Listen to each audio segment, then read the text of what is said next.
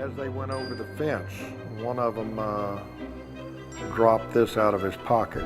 This is an Urdu English translation dictionary. Urdu is spoken in Afghanistan and in Pakistan. It's the national language of Pakistan. A lot of different phrases throughout this book circled and marked, and no question, one of them was communicating with some people from the Middle East. They got them. Let me tell you, there's a section of ranch country that the cartels own on the U.S. side. And they don't own it by occupation, they own it by intimidation. The ranchers there will not call the Border Patrol or law enforcement when they see human smugglers with leading groups of humans through their property. The cartels know where their wives shop and they know where their kids go to school. Some of their neighbors have called law enforcement and gotten a call later in the day or maybe the next day, and that caller will say, if you call the Border Patrol again when you see people on your property, we're going to come back and kill you. And so the cartels control that property, and it's moving north. Interesting day running the border here in the Tucson sector with Agent Paco. We're on the tail end of a drug bust. Looks like we've got 8 guys. What we end up, 10 bundles, about 400 pounds of marijuana. Right, just about. So the contraband is getting weighed right now, so it's hard to give you a specific number. But the bundles that we seize, they're usually strapped with 2 bundles each. So about 40 pounds per bundle. So we're looking around 400 pounds. These individuals that are arrested right now are facing criminal charges associated with contraband smuggling. The process, we'll start with obviously, reading them their rights. From there, we're gonna transport them to the station, and then at the station, if they, if they are willing to provide a statement with or without a lawyer, we'll get that done there. Then the cases are presented in Tucson at the courthouse there for 8 USC. 21 USC 841, which is okay. the contraband smuggling case. Every individual is treated in its own case. So an investigation is done out in the field, in the processing area. We've got to run their fingerprints, find out who they are and what they've been. If they have prior criminal history, this is just another tack on. Then they're more than likely going to face additional charges. Re-entry, it's a criminal charge also.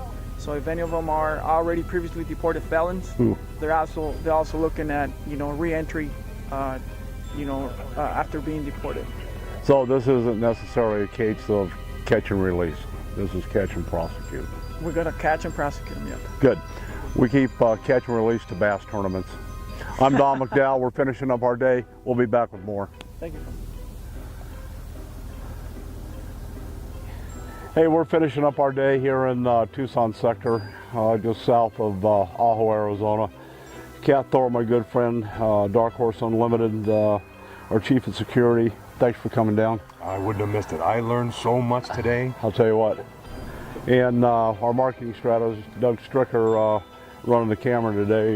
We about ran him crazy today, but I want to tell you something. I came down here with a little trepidation and some uneasiness running the Tucson sector. We actually spent the bulk of the day this morning till about 1 o'clock on the border itself, climbing hills, and we actually found a couple of scouts on the other side of the border. We're watching them and they're watching us. It's kind of an uneasy feeling. However, the treatment we've received here from the Border Patrol is absolutely top shelf. I can't say enough about how nice these guys are, how knowledgeable they are, the skill sets. You're a skill set master. How do you, on a scale of 1 to 10, how do you gauge them on skill sets? Watching those guys out there in the field with that last catch that we saw, these guys were, not only were they professional, they had all the right skills of the verbally, just knowing how to say the right things to get the right reaction, right? These guys were top notch from their weapon skills to their movement skills to their communication skills, everything to make sure that they got the job done in the most effective, efficient, professional manner possible. Well, we're here at the beginning of the week on a Tuesday. Today, where we've been, there's been 9 apprehensions. I don't know what the total bodies that were captured.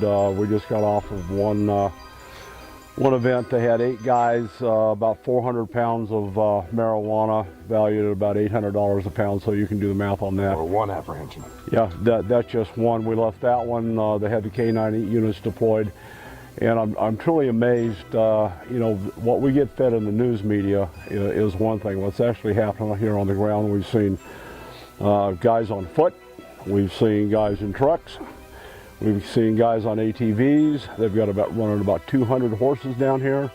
We've seen helicopters. And the electronic surveillance. The electronic surveillance. Yeah, we spend a little time on that. And then they have a Predator drone, affectionately called Omaha 10, that was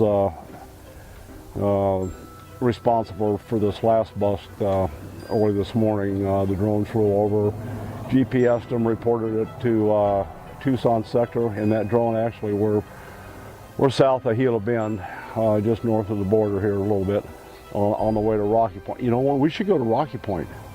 We could be in Rocky Point in 2 hours. No? Okay. I got no reason to go to Mexico. We'll save that for the next trip. But my point is, the guy sitting in Sierra Vista running the drone out here was the guy that popped these guys this morning, and it's taken them the better part of the day to track him down. And those 8 guys are going to have a pretty long day. Well, it's literally tracking them. Yeah. These guys, by the time the BP gets on site where the drone might have tagged that spot, these guys could be anywhere. These guys have to get on the ground, so the skill sets these guys have to have are so wide, you know. So they're tracking, literally old school tracking.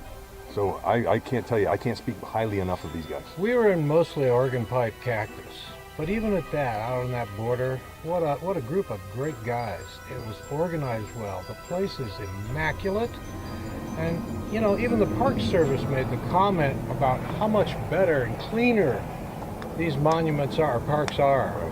Thanks to the Border Patrol. Well, yes, thanks. Well, to the Border Patrol. that's a whole nother deal on Oregon Pipe National Monument. That's a wilderness designation, and they went through the NEPA and EIS process to blaze a road in there specifically for the Border Patrol. That's right, they did.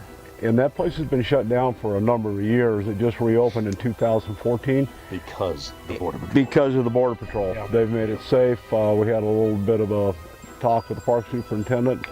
The area is not getting as trashed as bad as it has been. It's regrowing, coming back, so it's a good thing. So anyway, here's the deal, guys. If you're hunting in southern Arizona, give yourself a comfort level. We're going to give you a 800 number to call. Tell them, and that'll be the Public Affairs Office in Tucson. Tell them who you are, what unit you're camping in, about where you're going to be, what you're going to be driving, and how many guys are going to be in your hunting party. And if you feel comfortable enough to give them your license plate number. That's not a bad thing. The more you can do to help them help you, the better off you're going to be. And as always, take your kids fishing, hug your bass boat. You know what? We're out of here.